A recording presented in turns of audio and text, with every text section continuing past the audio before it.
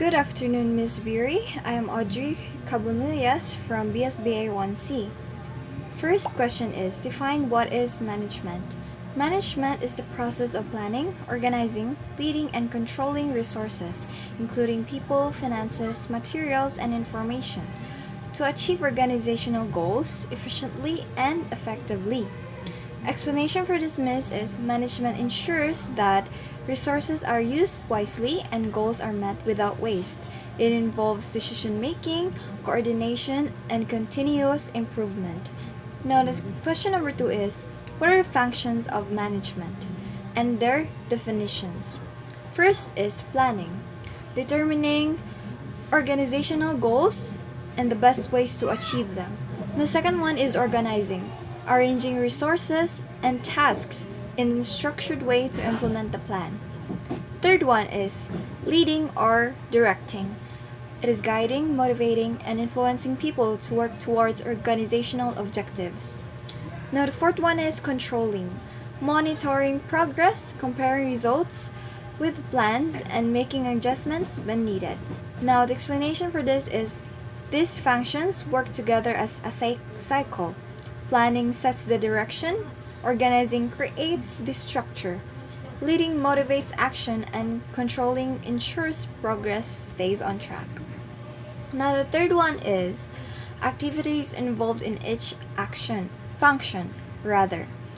First one is planning. It is setting objectives, identifying resources, developing strategies and timelines. So during a meeting, when you plan, you set an objective. And right now I have an example. We are currently running a Jubilee Days activity in our campus ministry organization. So we set objectives that in this current date, like next week, for the Monday to Friday, we will be recruiting or inviting students to join the Jubilee Days.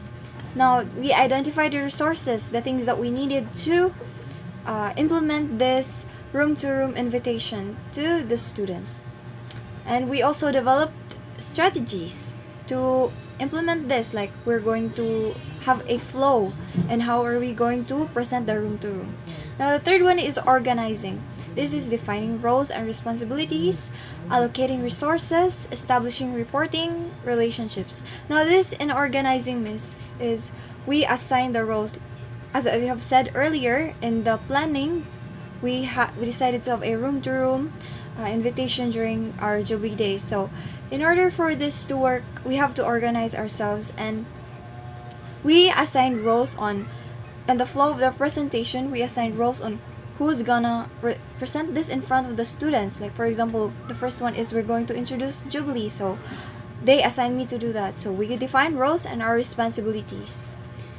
And the third one is leading, communicating vision and goals, motivating employees, resolving conflicts, and fostering teamwork.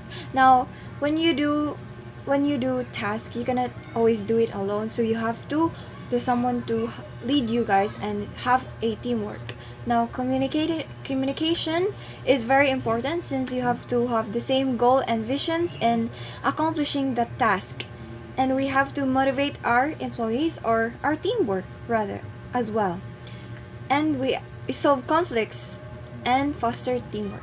Now the fourth one is controlling, measuring performance, comparing actual results with targets, implementing corrective actions. Now after everything, we're going to assess our result on what happened to our room-to-room.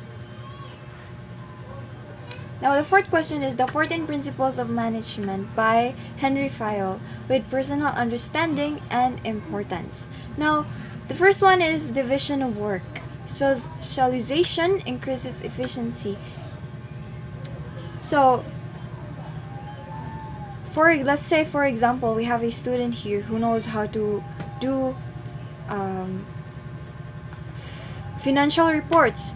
So if that person knows how to do that job, then we can assign that job to them so that we can make it more efficient, and since they are more skilled on that kind of field, we can give the work to them so that the work will be more efficient and effective.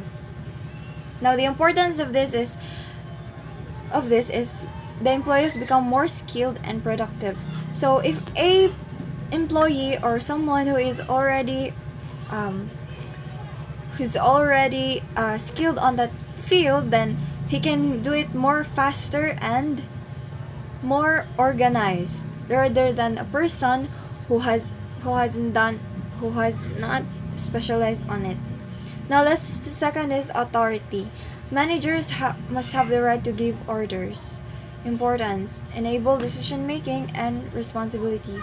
Now, in order for an organization to work, it must have an authority, so they can have someone who can lead them, and we can have a more efficient decision making and more wise decision when it comes and responsibilities.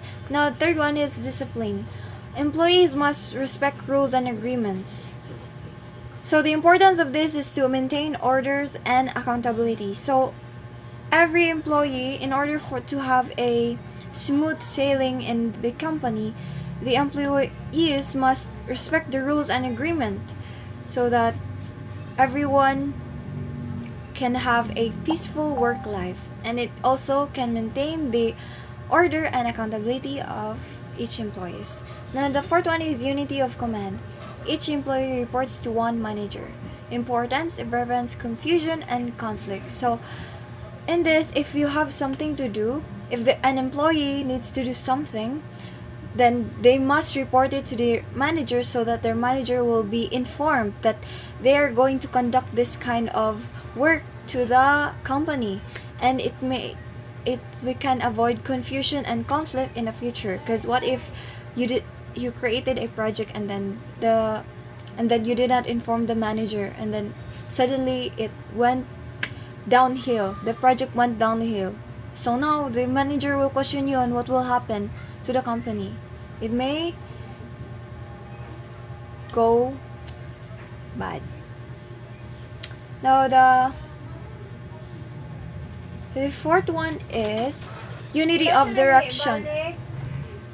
The fifth one is unity of direction. One plan for each group activities. The importance of this, it keeps efforts focused on common goals. Now the sixth one is subordination of individual interests to general interest. Organizations' goals to take priority over personal goals. Ensures teamwork and alignment. So when you're in an organization, yes, your personal goals also matter, but in order to have a smooth organization, everyone must know each other's goal, and you can create it into one. Now the seventh is remuneration. Fair pay for work done.